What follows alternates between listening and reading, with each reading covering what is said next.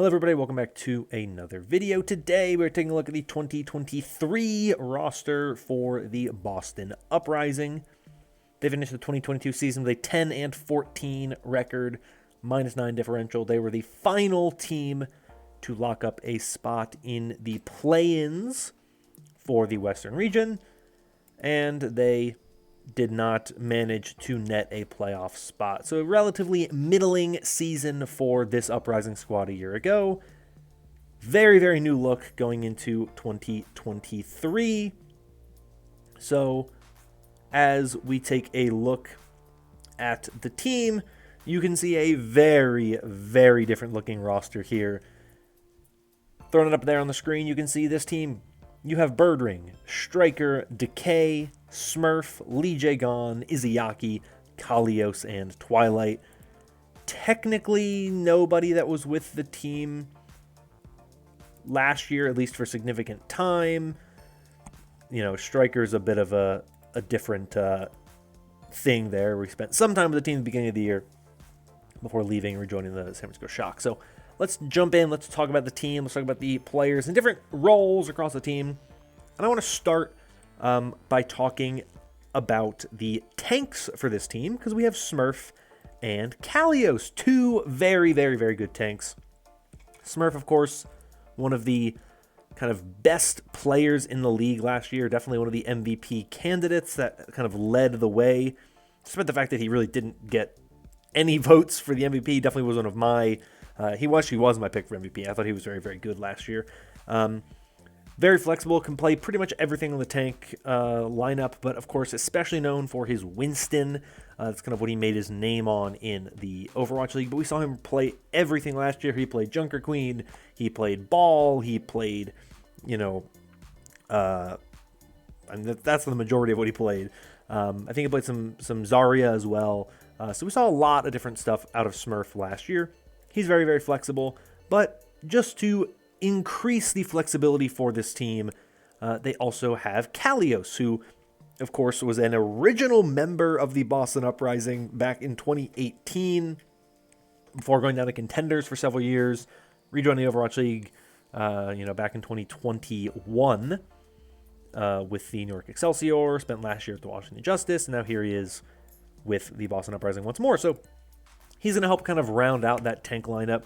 He's going to bring the kind of stronger D.Va, the stronger Zarya, which is a really good thing to help this team kind of be a little bit stronger. I think that Smurf had a very, very good year last year, but I still think, generally speaking, you want to have that double tank lineup. I think, generally speaking, you want more than, you don't want to put everything on one player's plate. I think, realistically, you want to keep things kind of stable and solid. We know there's not going to be any new tank heroes during the season this year, so you kind of know that you can have Smurf focus on stuff like Winston and Ryan and Ball and Orisa. You can let Kalios focus on stuff like Junker Queen, D.Va, Zarya, Sigma. It can be some crossover there depending on where, players excel more. Like Smurf is a pretty good Junker Queen last year, so you can kind of work on that and kind of figure out where things are best. But at the very least, you have a very flexible and very solid tank duo in Smurf and Kalios. One of the best tanks in the league with Smurf, and a very, very, very capable backup with Kalios. I have no real concerns about whether or not this team can play, any of the tank heroes. I think they're fine on the entire tank lineup. I think they're in a very, very good spot for that regard, or in that regard, and for that reason, I think that they have one of the best tank lines in the league. It's very, very good. Two incredible pieces on that lineup. So I look at this team and I go, they are in arguably the best spot we've seen of any of the teams right now in terms of tanks. They're certainly up there as kind of two of the best, tanks that you can have as a duo. And I think in that way, very, very good. And they continue that kind of really strong trend by having two very, very, very good, or three very, very good supports. My apologies. Three very good supports in Lee Jae-gon, Izayaki, and Twilight. This is one of the best possible trios you could have. Lee Jae-gon, Izayaki, of course, spent the past several seasons with the Shanghai Dragons, finding a lot of success on that roster, winning the Grand Finals in 2021. So, pretty good run for the two of them. Izayaki, a role star last year, so you're getting very, very good play out of your support duo. They're one of the best duos that I've seen in a long time. I think they're one of the best. And you add to that Twilight, who is another incredibly talented player.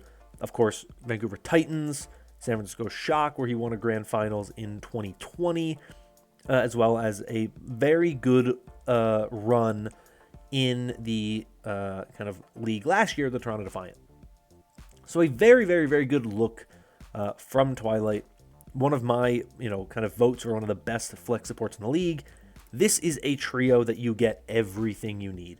This is also a trio that has won, between them, 3 Overwatch League Grand Finals, which is pretty impressive.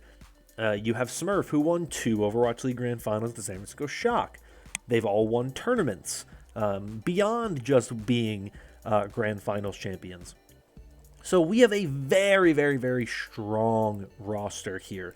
Lots of great players. I really don't think I need to kind of explain what you get when you have that support trio, right?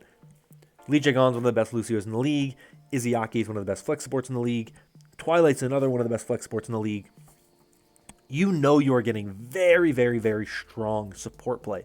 Backline play is very, very important. I think what we saw last year was that Dallas was a very, very successful team, and part of the reason why was because they had a really, really good support line that was very flexible, could kind of play everything.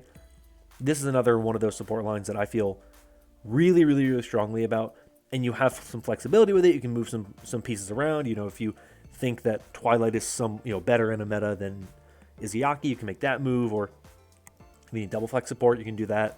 Whatever the situation be, there's a lot of potential here to kind of make things work, right? This is one of the biggest rosters in the league.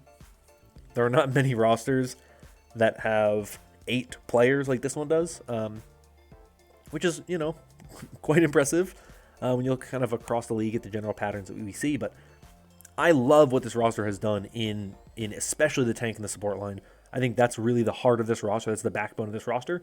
To me, it's very hard for this roster to fail entirely with those 5 players that I've already talked about. It's a really, really good group. And they support that very, very well with the final spot on this roster, which is the DPS position. Now, I think this is probably the part of the roster where I have the most questions or concerns. Not because these aren't good players, right? You have Birdring, Striker, and Decay. Birdring is an Overwatch League champion. Striker is a 2-time Overwatch League champion.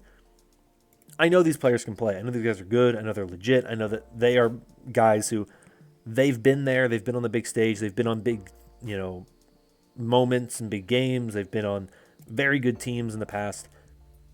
That's not really my concern.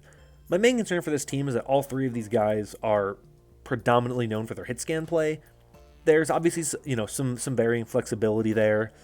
Decay has kind of opted in more recent seasons to be a little less of a hit scan player. We saw him play some Genji last year.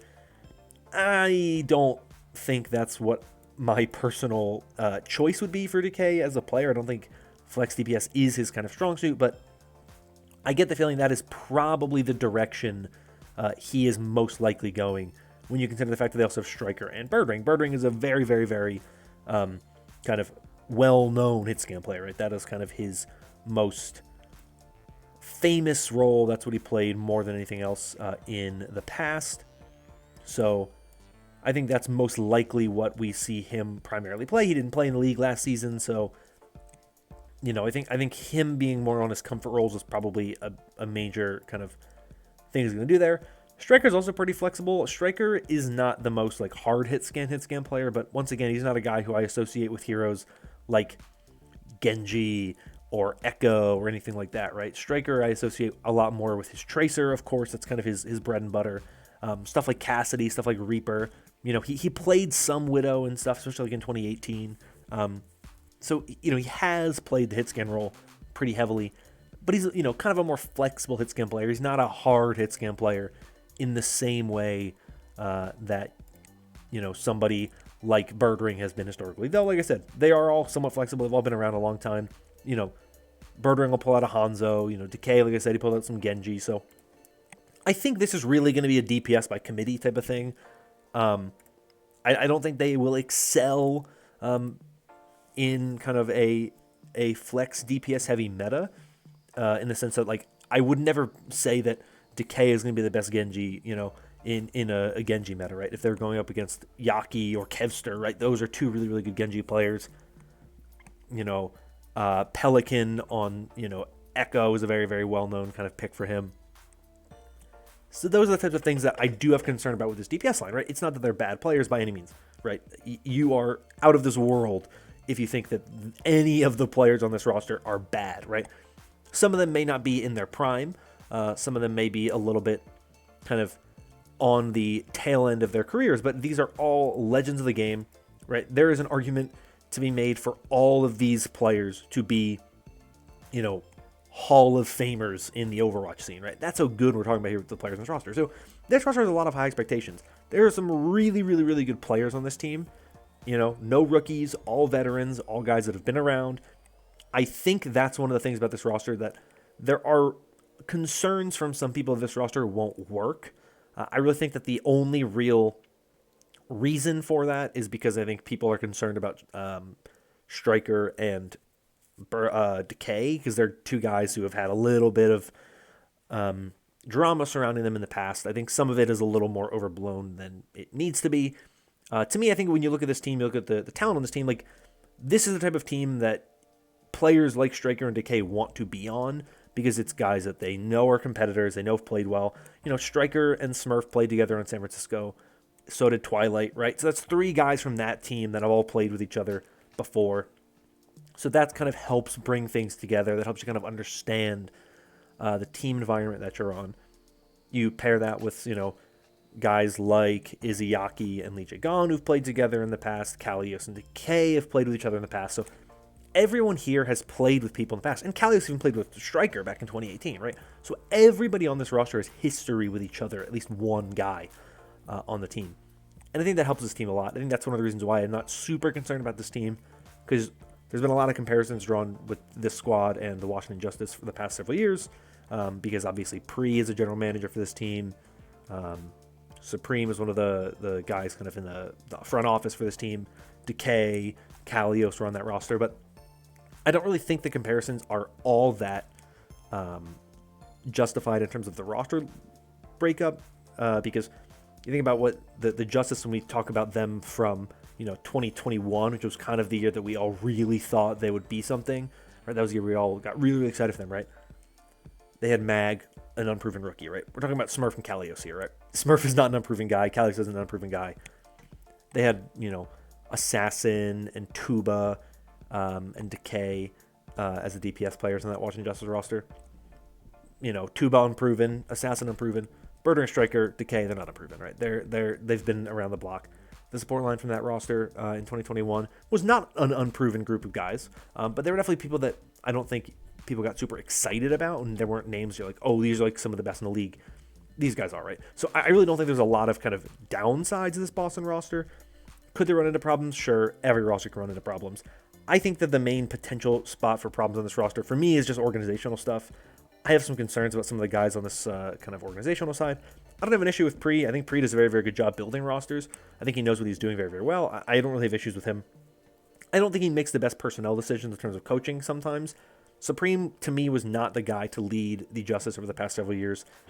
It kind of showed that they just did not have the kind of second gear that they needed to really kind of get the most out of some of that talent. So I'm glad that Supreme has kind of taken a different role now as assistant general manager. Dongs, who's the head coach, is a really good addition because he has coached the Justice last year, reportedly. So he would have worked with Decay and Kalios, plus he was a coach with the Shanghai Dragons, so he would have worked with Lee Jae-gon and Izayaki. So he has some history with the guys on this roster, at least some of the guys on the roster, a lot of them. You have Haney, who was the player manager for the Justice last year, the past several years. She's another one who I'm like, she knows a lot of the guys on this team. She'll be able to work with them. The real head scratcher is the assistant coach Jidset, who there's a lot of stuff about Jidset. Avast kind of talked about it a bit on Plat Chat this past week. And I'll put a little tweet from him up about some of the things that he's kind of been involved with it. It's odd. It's definitely the one thing that I have some concerns about. I don't really love some of that direction in terms of the staff and the front office for this team. But in terms of players, I think they're in a really, really good position. You know, a lot of veteran guys, I think there's always the potential that one or two of these guys during the season decides they want to retire, or they want to leave the team because they're all playing in Boston. Maybe they want to go back home to Korea, depending on how the season goes. Or maybe they kind of look and they say, we really do need a really good flex DPS player, someone who can play those heroes kind of as a specialist kind of role.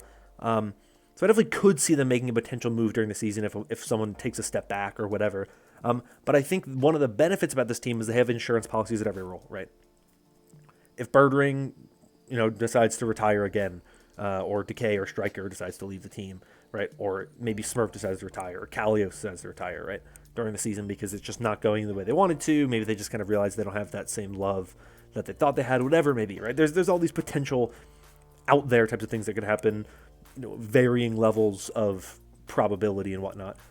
This team has insurance policies where they're not going to be completely left in the dust if they have a player leave, right? That's part of why I like this roster, right? This roster is incredibly talented. I think this roster will be one of the best rosters in the league. My main thing is there's so much here, good, great players, but there's a lot of really, really, really big names on this team. I don't think it's going to be an issue of kind of fighting and infighting about a bunch of players who don't really know how to work with each other, because we've seen everyone on this team kind of play in an environment where they kind of had to play second fiddle every so often, right? And I think it's going to be something that they all kind of get and understand. They want to win, right? So they're going to put everyone in the best position to win because they trust each other to be one of the best guys in the game, right? So that's not really my concern.